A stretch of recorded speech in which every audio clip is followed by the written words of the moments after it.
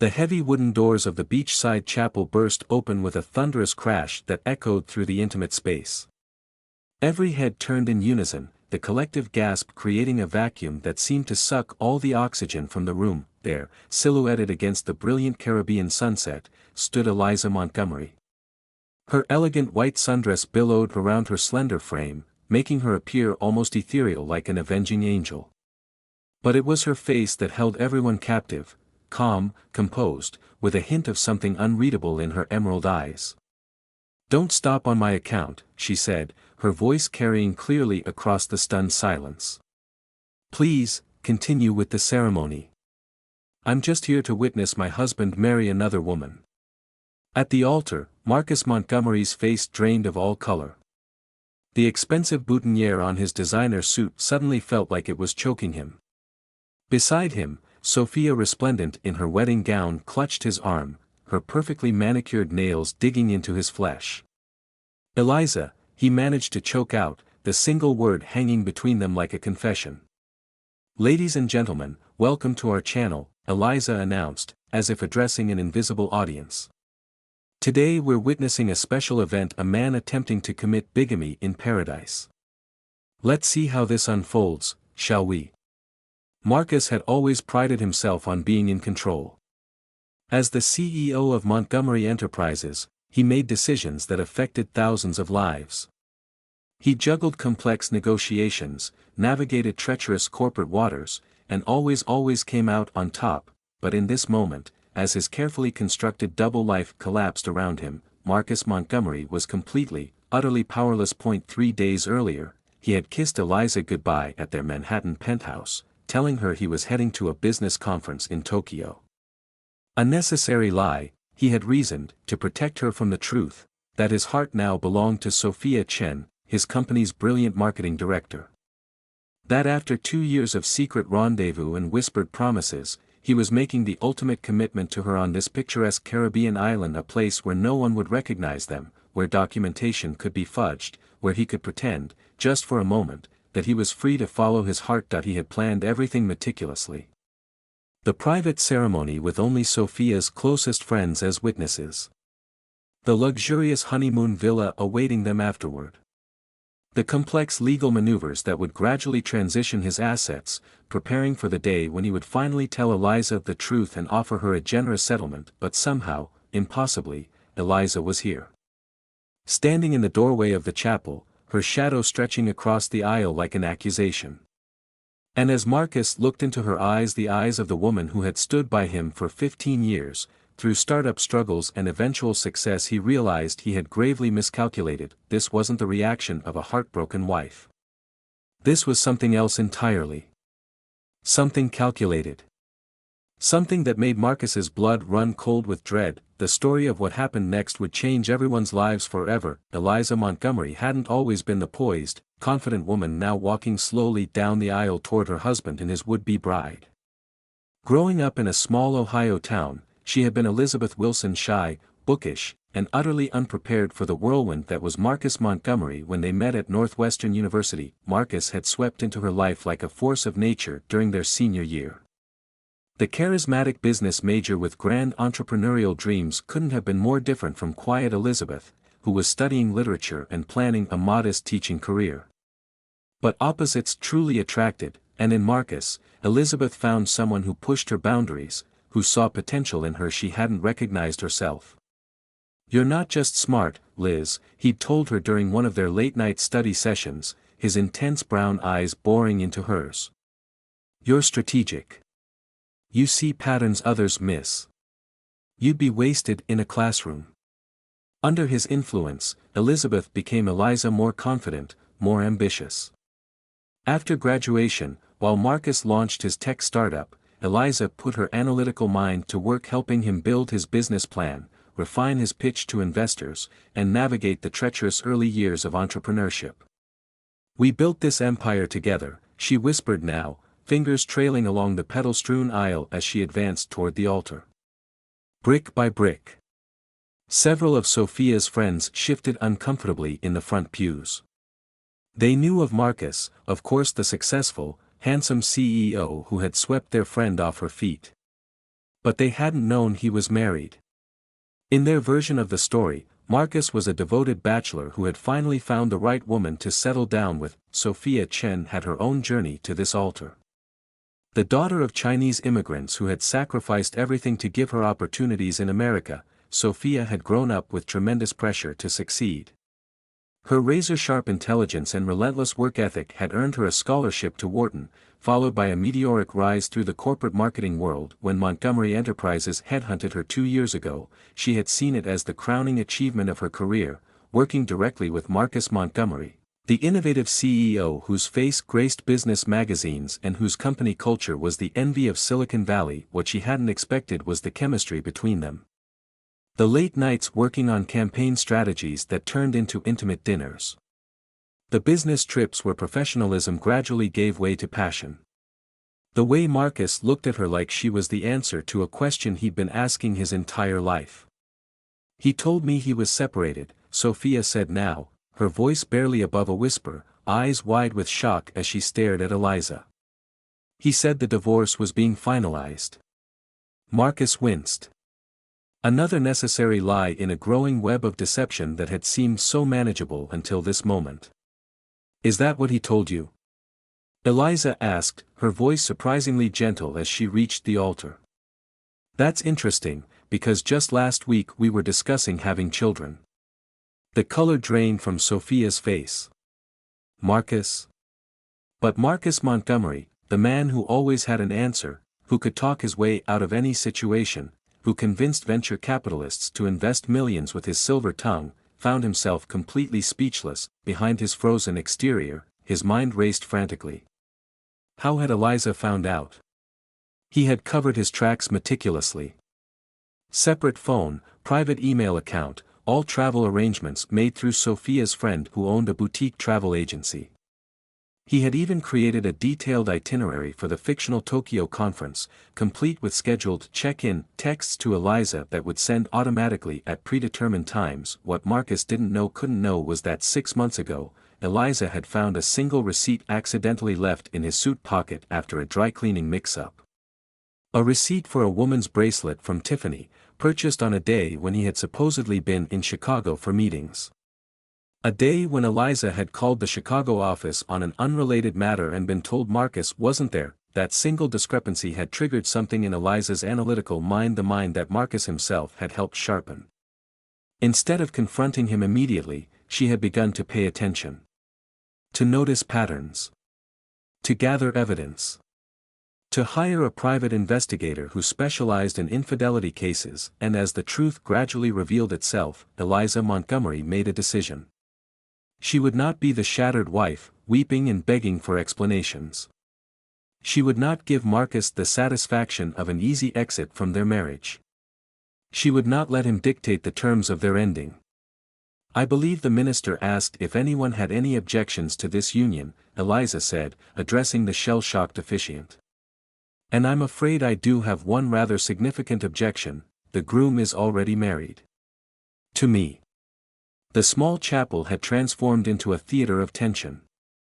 The tropical breeze that had earlier carried the scent of plumeria through the open windows now felt stifling. Time seemed suspended as the three principal players in this drama stood frozen in their tableau of betrayal, shock, and calculated composure. It was Sophia who broke first, turning to Marcus with eyes that had rapidly transformed from confusion to dawning horror. Tell me she's lying, she demanded, her voice cracking. Tell me you wouldn't do this to us. Marcus ran a hand through his perfectly styled hair, his mind frantically searching for a way to salvage the unsalvageable. In business, he always maintained that every crisis contained an opportunity, but what possible opportunity existed in this nightmare?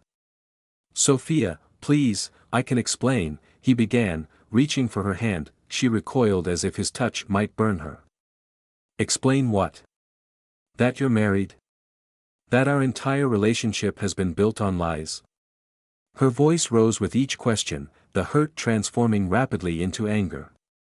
That you let me plan this wedding, invite my friends, tell my parents I had found someone worthy of their trust? From the front row, one of Sophia's friends stood up, fury etched across her face. You absolute monster, she hissed at Marcus before turning to Sophia and wrapping a protective arm around her shoulders. Eliza watched this exchange with an almost clinical detachment. For months, she had imagined confronting her husband's mistress, had pictured the woman as a calculating homewrecker. The reality, seeing Sophia's genuine shock and pain, was unexpectedly complicated. "I don't think she knew," Eliza said quietly to the room. "I don't think he gave her the chance to make an informed choice." Marcus felt cornered, his fight-or-flight response kicking in. "This isn't the place for this conversation," he said, attempting to regain control of the situation. "Eliza, we should discuss this privately." Eliza's laugh held no humor. "Privacy. That's convenient now, isn't it? After I discovered you've been living a double life for 2 years. She turned to address the stunned wedding guests. "Did you know that while he was wooing Sophia, he was also taking me on a second honeymoon to Paris? That he bought properties for both of us, maintaining 2 completely separate lives?" She pulled out her phone and held up the screen, showing a photo of herself and Marcus at a charity gala just 3 weeks earlier. "This is from the Hammond Foundation dinner, where my husband made a touching speech about integrity in business.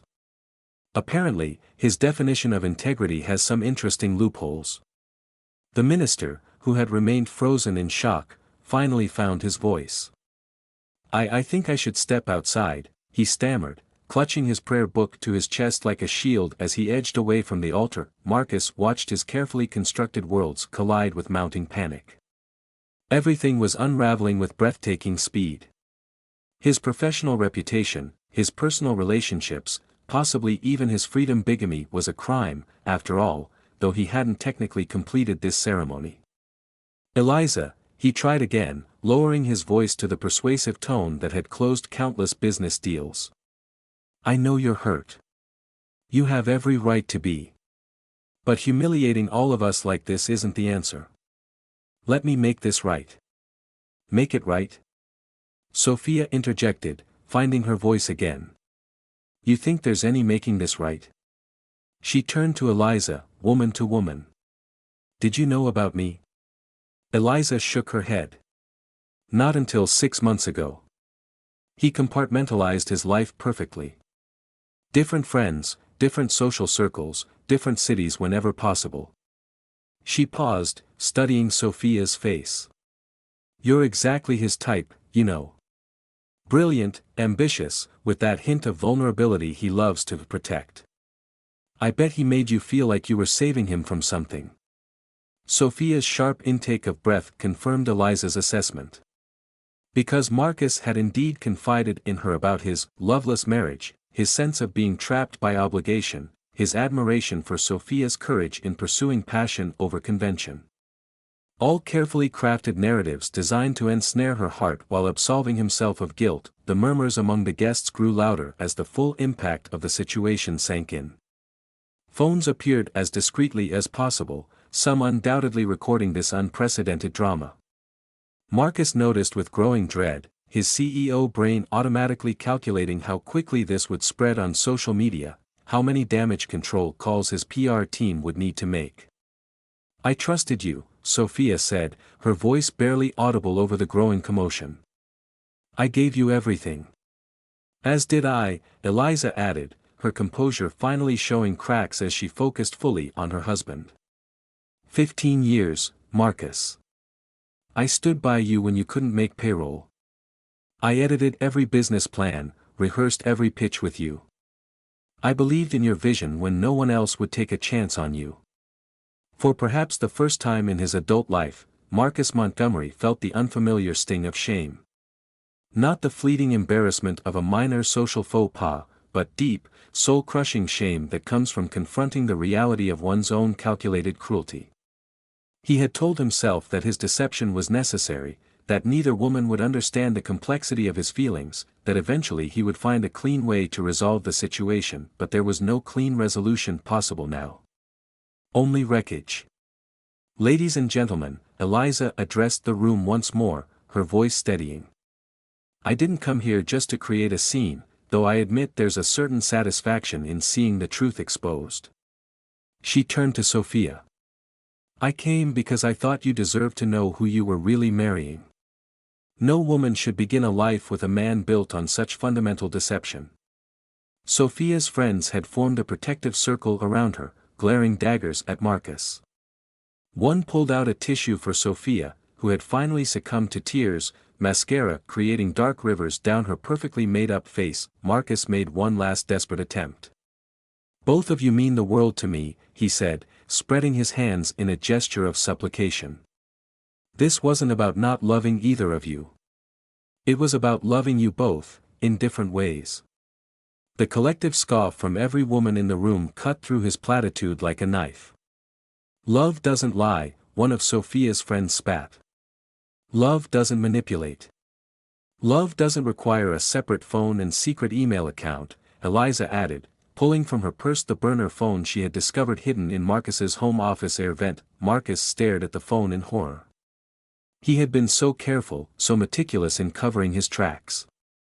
Yet here was Eliza, always one step ahead, just as she had been throughout their marriage, anticipating problems before they arose, finding solutions he hadn't considered. He had underestimated her in the worst possible way. And now, as the chapel dissolved into chaos around him, Marcus Montgomery finally realized that his greatest mistake wasn't loving two women. It was betraying the one who knew him best. The tension in the chapel had reached unbearable levels. Outside, the Caribbean sunset painted the sky in ironic shades of romantic pinks and golds, a stark contrast to the emotional devastation unfolding within the whitewashed walls. Sophia's friend May stepped forward, her petite frame vibrating with protective fury. "I think you should leave," she told Marcus, her voice leaving no room for argument. Now. But Marcus Montgomery hadn't built a tech empire by backing down from challenges. Even as his personal life imploded, the strategist in him was calculating angles, looking for leverage, searching for a narrative that might salvage something from this catastrophe. "I understand everyone's upset," he said, raising his hands in a placating gesture. "But there are complex emotions involved here that deserve more than public spectacle." Eliza's eyebrow arched. "Complex emotions? Is that what we're calling systematic deception now?" She turned to address Sophia directly. "Did he tell you he loved you the first time after closing a major deal? When he was riding that high of success and feeling invincible?" Sophia's eyes widened in recognition. "The Harrington contract," she whispered. "How did you know?" "Because that's when he told me to, 15 years ago," Eliza replied. "Marcus doesn't fall in love with women. He falls in love with reflections of himself, with what we represent in his success story." Something shifted in Sophia's expression, then recognition dawning as pieces clicked into place. All those times Marcus had showcased her at industry events, proudly introducing his brilliant marketing director. The way he'd encouraged her to share her immigrant family's story in company materials, emphasizing the diverse perspectives at Montgomery Enterprises. How he'd positioned himself as her champion, her pathway to the American dream. "I was a trophy," Sophia said slowly, the realization burning through her confusion like acid. "Not just a lover, a symbol. The perfect diversity hire who fell in love with the visionary CEO. And I was the loyal founding partner," Eliza added. "The supportive wife who helped build the empire." Different chapters of the same success story. Marcus felt the ground shifting beneath him as the two women connected over their shared exploitation. This was dangerous territory, them finding common cause instead of turning on each other. "That's not fair to either of you," he protested. "What we shared was real. Is real. Was it?" Eliza challenged, stepping closer to him. "Then tell me something, Marcus. Last month when you missed our anniversary dinner because of server problems at the office, were you with her?" The silence that followed was answer enough. "And Sophia," Eliza continued, turning to the other woman. "When he disappeared during your birthday weekend getaway for that emergency investor call, was he with me?" Sophia's face crumpled as she nodded. "You see, ladies and gentlemen," Eliza addressed the room once more, "this isn't just about infidelity. This is about a man who treated his relationships like business acquisitions. Assets to be managed, segregated, and leveraged for maximum return. The words struck Marcus like physical blows because they contained a kernel of truth he had never fully acknowledged to himself. He had compartmentalized his life, yes, but not just his relationships. He had compartmentalized his own emotions, his ethics, his very identity. "That's not who I am," he protested, but his voice lacked conviction. "It's exactly who you are," came a new voice from the back of the chapel. All heads turned to see an older man in a crisp linen suit standing in the doorway. Sophia's father, who had arrived late for the ceremony due to a delayed flight to Mar. Chen walked slowly down the aisle, his weathered face a mask of contained fury. "I came to this country with nothing," he said, his accented English precise and measured. "Worked 16-hour days so my daughter could have opportunities. Taught her that integrity matters more than money." He stopped directly in front of Marcus. "And you made her an unwitting accomplice in your deception." The elder Chen turned to his daughter and spoke rapidly in Mandarin. Sophia responded tearfully in the same language, the musical tones carrying the unmistakable cadence of apology and shame. Marcus watched helplessly as another carefully maintained facade crumbled. He had worked hard to impress Sophia's parents, learning cultural protocols, even attempting basic Mandarin phrases. All part of his meticulous construction of a life with Sophia that now lay in ruins. The chapel had become unbearably hot, Marcus's expensive suit sticking to his skin as flop sweat beaded on his forehead. This was spiraling beyond control. His phone buzzed in his pocket, probably his assistant wondering why the private ceremony was running long, unaware of the catastrophe unfolding. "I made mistakes," Marcus finally admitted, loosening his tie that suddenly felt like a noose. "Terrible mistakes that hurt people I care about. But we don't have to make this worse by turning it into a public circus." "Too late for that," said one of the guests, holding up a phone. "This is already trending locally." Marcus's blood ran cold. In the age of viral videos and cancel culture, how long before this reached New York? Before business partners, investors, and board members saw Montgomery Enterprises' CEO exposed as a fraudulent bigamist, everything he had built was at risk, not just his relationships, but his legacy. The company employed hundreds of people. There were investors who had trusted him with millions. Products in development that could genuinely improve lives. It was this thought that his personal failings might destroy more than just his own happiness that finally broke through Marcus's defensive shell. "You're right," he said quietly, addressing both women. "Both of you. About everything." He took a deep breath. "I've been living a lie. Multiple lies. Telling myself that I could make it work somehow, that I wasn't really hurting anyone if I managed it carefully enough." The admission seemed to catch Eliza off guard. In all her planning for this confrontation, she had anticipated denial, deflection, perhaps even anger, but not this sudden capitulation. "I never expected you to actually admit it," she said, studying his face for signs of manipulation.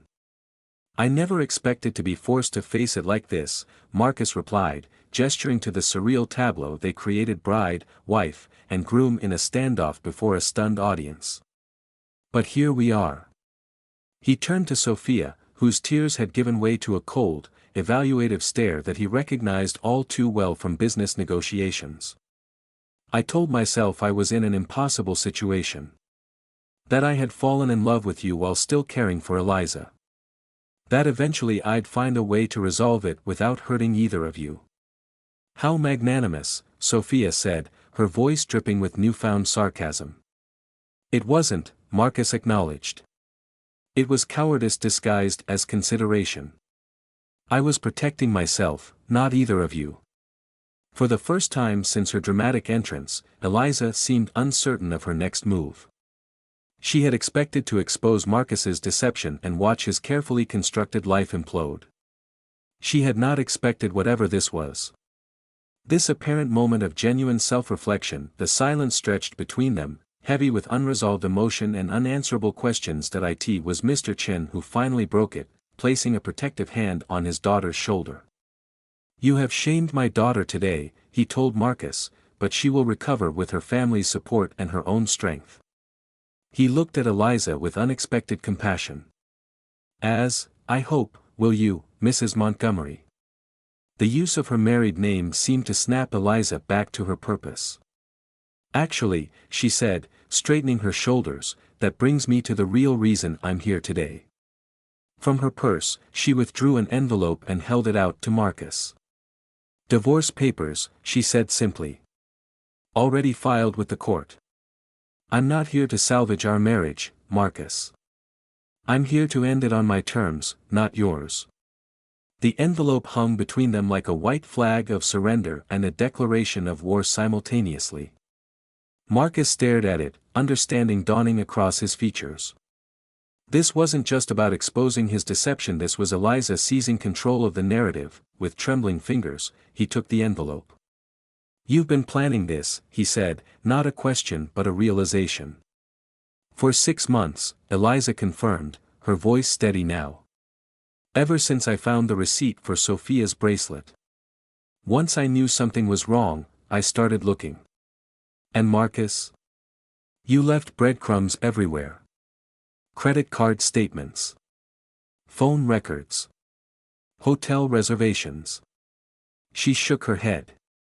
For someone so brilliant at business strategy, you were remarkably careless with your personal deceptions. Marcus opened the envelope, skimming the legal language with the practiced eye of someone who had reviewed countless contracts. What he saw made his blood run cold. These terms, he began, looking up at Eliza in shock, are extremely generous considering the circumstances, she finished for him.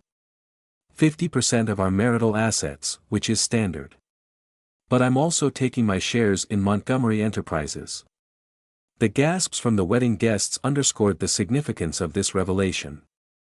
Eliza owned 20% of the company, shares that Marcus had given her in the early days when they couldn't afford proper salaries. Shares that she had retained even as the company grew from a scrappy startup to a billion-dollar enterprise. You can't, Marcus protested. Those shares the company needs ethical leadership, Eliza cut him off. Something you've proven incapable of providing. She turned to address the stunned wedding party. Ladies and gentlemen, I apologize for disrupting your celebration. But I believe everyone deserves the truth, especially when making life-altering decisions. She faced Sophia, whose expression had transformed from devastation to a cold, evaluative anger. I don't blame you, Eliza said softly. He lied to both of us. The difference is, I've had 15 years to learn who Marcus Montgomery really is. You were just beginning to discover it. Sophia straightened her shoulders, dignity returning to her posture despite the absurdity of standing there in her wedding gown. Thank you, she said simply. For stopping me from making the biggest mistake of my life. Mr. Chen stepped forward again, addressing Marcus with quiet intensity. In my culture, we believe that how a man conducts his private affairs reflects how he conducts all affairs. Your shareholders might be interested in that perspective. The implied threat wasn't lost on Marcus. If word of this scandal reached investors, the company's stock would plummet. His board might even invoke the morality clause in his contract, a clause he had ironically insisted upon to maintain the company's ethical image. Eliza, Marcus tried one last time, lowering his voice. We can work this out privately. For the sake of everything we've built together. We already are working it out, she replied, gesturing to the divorce papers in his hand. Sign them, and I'll exercise my shareholder voting rights to keep you as CEO for now. Fight me, and I'll take this public in ways that will make today look like a minor embarrassment. The clinical precision of her threat made it clear, this wasn't an emotional reaction but a calculated business move. Eliza had learned strategy from the master himself, and now she was using those lessons against him. Marcus looked from Eliza to Sophia to the gathered witnesses, understanding that he had lost all leverage. With a defeated nod, he reached inside his jacket for a pen. Not here, Eliza said, stopping him. Have your lawyer review them, as mine did. I'm not interested in forcing you into anything without proper consideration. Her lips curved in a humorless smile. Unlike some people in this room, I believe in informed consent. The double entendre wasn't lost on anyone. Several of Sophia's friends nodded approvingly, their earlier shock giving way to something like admiration for this woman who had orchestrated such a perfect comeuppance. Sophia stepped forward, removing the delicate tiara from her hair. I think, she said carefully, that I would like to speak with Eliza. Alone. This unexpected request surprised everyone. Marcus started to protest but was silenced by a collective glare from both women. I'd like that, Eliza agreed. She gestured toward the small antechamber where Sophia had prepared for her wedding just an hour earlier. As the two women walked away, Sophia's father approached Marcus, speaking just loudly enough for those nearest to hear.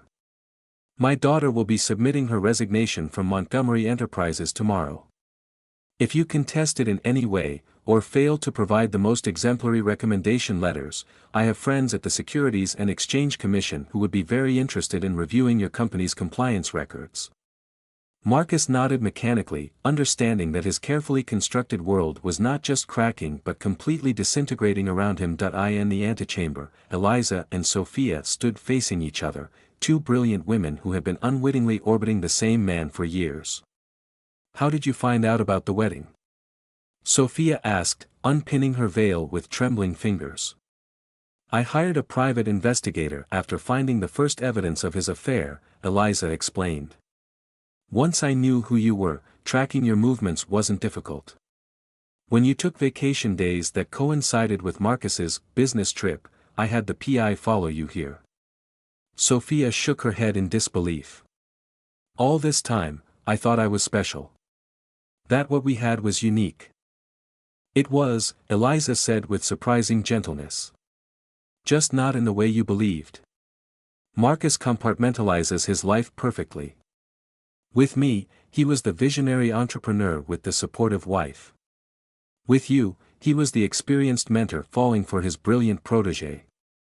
Both versions of himself were real to him, in their way. How can you be so calm about this? Sophia asked, genuine curiosity in her voice. Eliza's composed facade cracked slightly. I'm not calm. I'm devastated. 15 years of my life with a man who could do this. She took a deep breath. But I refuse to let him see that devastation. I refuse to give him the satisfaction of knowing he broke me. Understanding passed between them, a recognition of shared pain and shared strength. What will you do now? Sophia asked. Rebuild, Eliza said simply. Take my shares in the company and my half of our assets and start something new. Something truly mine. She studied Sophia thoughtfully. You're an exceptional marketing director. Your campaigns for Montgomery Enterprises increased market share by 23% in 2 years. Despite everything, Sophia felt a flush of professional pride. 27%, she corrected automatically. Eliza smiled a genuine smile that transformed her face. Even better. When you're ready to look for new opportunities, call me. She retrieved a business card from her purse. I may have a proposition for you.